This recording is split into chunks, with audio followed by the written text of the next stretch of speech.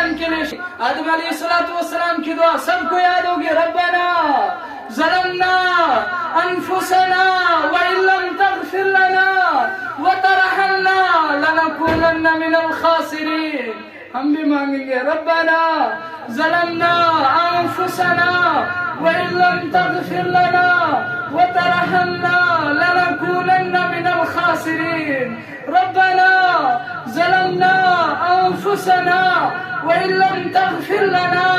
وترحمنا لنكونن من الخاسرین. ربا ہم نے ظلم کیا، ربا ہم سے غلطی ہوگی، ربا ہمیں پچھلے سال کے گناہ جمع ہے، ربا ہم نے گناہوں کے انبار لائے ہیں تیرے دربار کے اندر، تمام گناہوں کو معاف فرما دے. ربا آج ہم یہ امید لے کر آئے ہیں اللہ،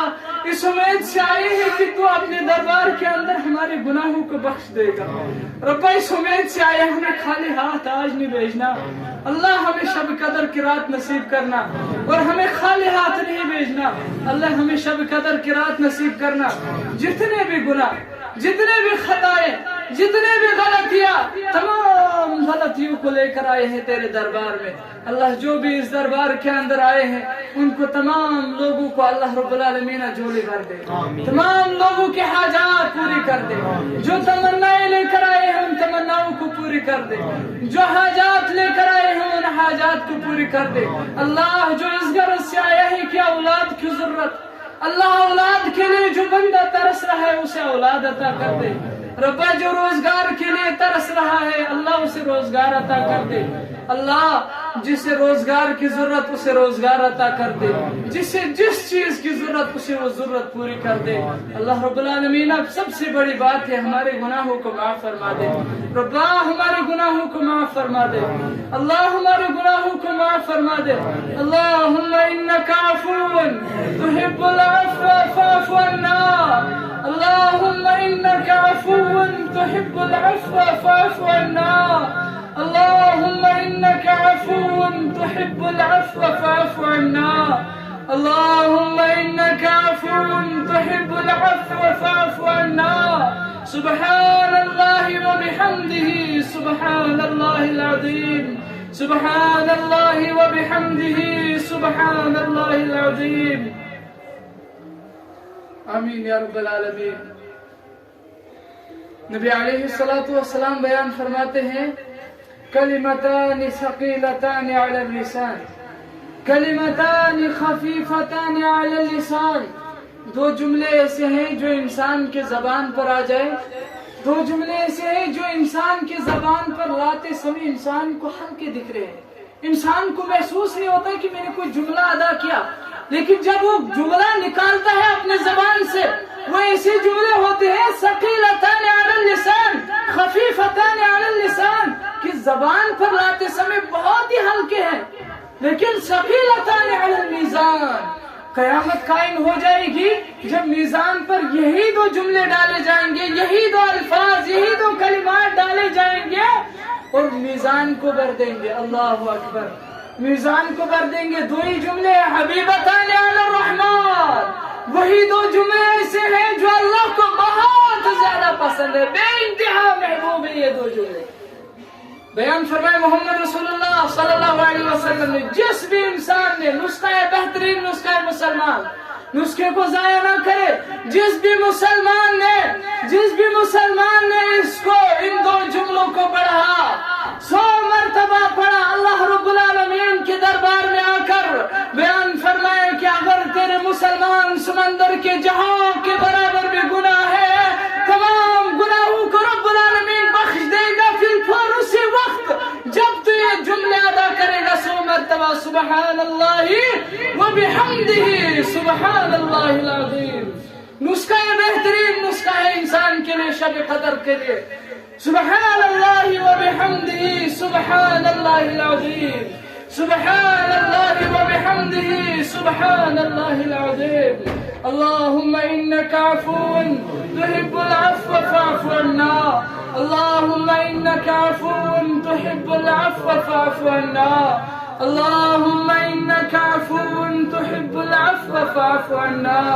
اللہم انکا عفو تحب العفو فاعف عنا. يا حلال المشكلات حل لكل مشكلاتنا يا مجيب الدعوات أجب دعوتنا يا مجيب الدعوات أجب دعوتنا يا حلال المشكلات حل لكل مشكلاتنا اللہ جو بھی ہمارے حاجات تھے تمام حاجاتوں کو پوری کر اللہ جسے اولاد کی ضرورت اسے اولاد عطا کر یا رزاق جسے روزی کی ضرورت اسے رزق عطا کر آمین یا رب العالمین مسلسل دعا کو یاد کرتے ہیں مسلسل دعا کو ترک نہ کریں آج دعا کو کرتے رہے صبح تک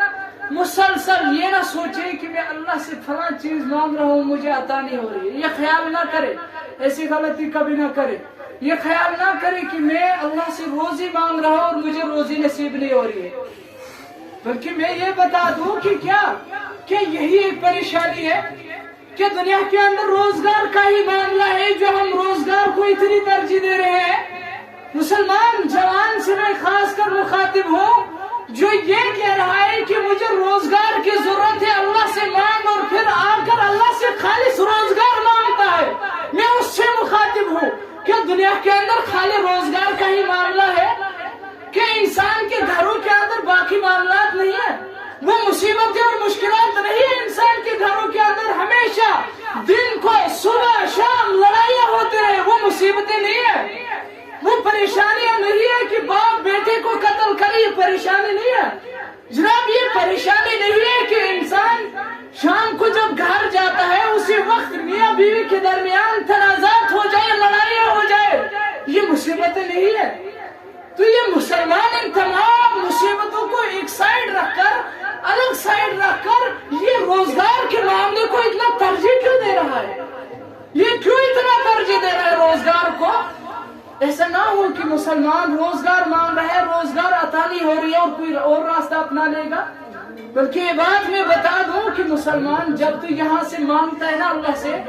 جب یہاں سے تو اللہ سے کہتا اللہ روزگار کی ضرورت ہے بندے کو اور وہاں سے تیرے پاس آنے والی مصیبت کو ہی ٹال دیتا ہے رب العالمین تجھے لگتا ہے کہ دعا قبول نہیں ہو رہی ہے تو یہاں سے کہتے اللہ اولاد کی ضرورت وہاں سے تیرے کو اللہ بچائے ایکسیڈنٹ ہونے والا ہوتا ہے اور اللہ رب العالمین اس مصیبت کو ہی ٹال دیتا ہے تو یہاں سے کہتا ہے اللہ مجھے روزگار کی ضرورت یہاں سے تیرے پاس آنے والی پریشانی کو ہی رب العالمین